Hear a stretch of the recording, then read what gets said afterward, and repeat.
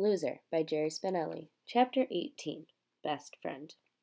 It isn't a schoolwork test. There has been nothing to study for. There has been no warning. One day in fifth grade, the teacher, Mrs. Shankfelder, simply passes out booklets with blue covers. Barry Peterson says, "Is this a test?" And she says, "No." She calls it some big word. But Zinkoff looks at it and sees that there are questions and there are little egg spaces to fill in for answers. It's a test. Every other school test Zinkoff has ever taken has been about some classroom subject arithmetic, geography, spelling. This test seems to be about himself. What does he think about this? Why does he do that? Which one of these does he prefer? Halfway through, Zinkoff has to admit this is the first test he has ever taken that is almost fun. It's one more thing this year that makes him feel grown up. Most of the answers come easily to him, until on the next to last page he arrives at a question that stumps him.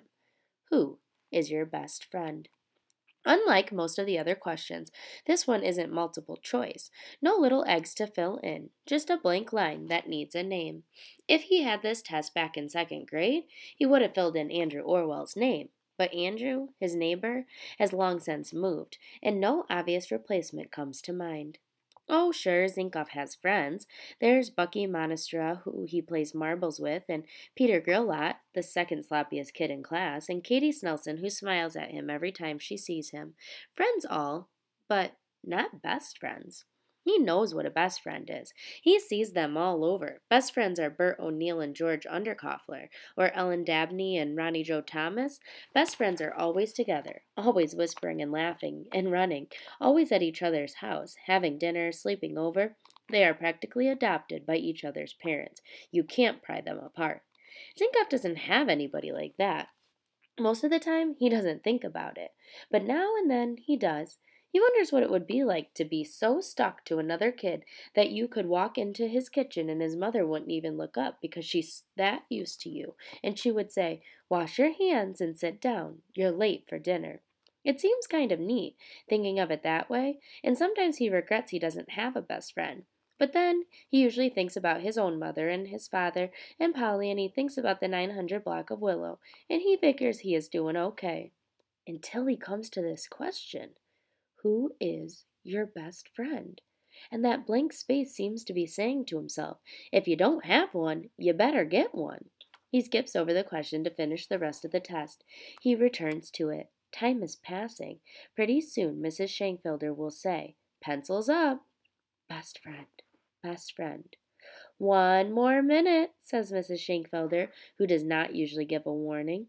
He panics. He looks around the classroom. Too bad if the teacher thinks he's cheating. His eyes settle on Hector Binns, way up in the first row. Hector's head is down, his shoulders hunched. He's working away on the test. Hector Binns has been in Zinkoff's class since first grade, so of course Zinkoff knows who he is. Over the years, they have found themselves at the same water fountain or monkey bar rung. But Hector Binns, being a B, has always sat far away from Zinkoff, and Zinkoff's information about him is spotty at best. This is the sum of what he knows. Hector Binns wears glasses. He is about Zinkoff's height. He loves black licorice, and he's always cleaning out his ear with a paperclip. And now that he thinks of it, there's one more thing. As far as Zinkoff knows, Hector Binns is available. He has no best friend either. Pencils up! Quickly he fills in the blank, misspelling both first and last names. Hector Binns. He can hardly wait for recess. He finds Hector Binns by the bicycle rack, working on his ear with a paperclip. "Hi, Hector," he says. "What's up?" "Huh?" replies Hector Binns. Zinkoff repeats, "What's up?" But Hector doesn't seem to hear. Maybe his hearing goes bad when the paperclip is in his ear. Otherwise, he doesn't seem unfriendly, so Zinkoff just stands there. Binns goes at his ear with a gusto that Zinkoff has never noticed before. He digs and scrapes, wincing in pain or pleasure. Zinkoff can't tell which. He pulls out the paperclip and examines it. To Zinkoff's eye, it's clean. Binns plunges it into the other ear. Dig, scrape, wince. This time, the clip comes out with a tiny, waxy, orangish crumb clinging to the end of it. Binns pulls it from his pants pocket, a small brown plastic bottle, the kind that pills come in. He brings the bottle to his mouth, and for an instant, Zinkoff thinks he's going to eat it, but he simply pulls off the white flip-top cap with his teeth. He taps the paperclip on the rim of the bottle, and in falls the waxy crumb. Zinkoff notices that the bottle is half full. Binns returns bottle and paperclip to his pocket. Only then does Binns seem to notice that he is not alone. The obvious question crawls to the front of Zinkoff's tongue, but somehow he holds it back. "So," he says, "who did you answer for your best friend?" Binns pulls out a pack of black licorice sticks from another pocket. He rips off half a stick and begins to chew. "Nobody," he says. "Really?" says Zinkoff. "You left it blank? Can you do that?" Binns shakes his head. Except for that first moment, his eyes never meet Zinkoff's. He always seems to be looking into the beyond. "I wrote nobody. The word nobody." "Oh," says Zinkoff, nodding, thinking he understands. "Nobody. Okay." Binns stuffs the rest of the stick into his mouth and returns the pack to his pocket. "Nobody is my lizard." Zinkoff stares at the eyes that stare at the beyond. Suddenly he gets it. "Oh, you have a lizard named Nobody?" Binns blinks, which Zinkoff takes for a nod. "And you put him down as your best friend?" Another blink. "Okay, I got it." Hector Binns collects earwax and has a lizard named Nobody, who he calls his best friend. Zinkoff figures his choice is looking better by the minute. "Know who I put down?" he says. "No," says Binns. "You," says Zinkoff. Binns blinks. His eyes disconnect from the beyond and slide over to Zinkoff's face. "Huh?" he says. Zinkoff grins. "Yeah, I put your name down." Binns' eyelids flap as if they're trying to take off. "Me? Why?" "Because I had to put somebody's name down, and I thought of you." "But I'm not your best friend."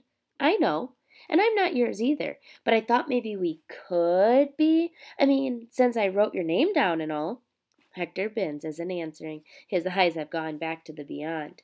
Zinkoff doesn't know the word negotiation, but that's what this is. He tries to think of something he can offer, something to sweeten the pot. "I make a mean snickerdoodle cookie," he blurts. Binns' left cheek bulges out as he chews on his licorice wad. When his teeth appear, they're outlined in black, as if the cartoon drawn.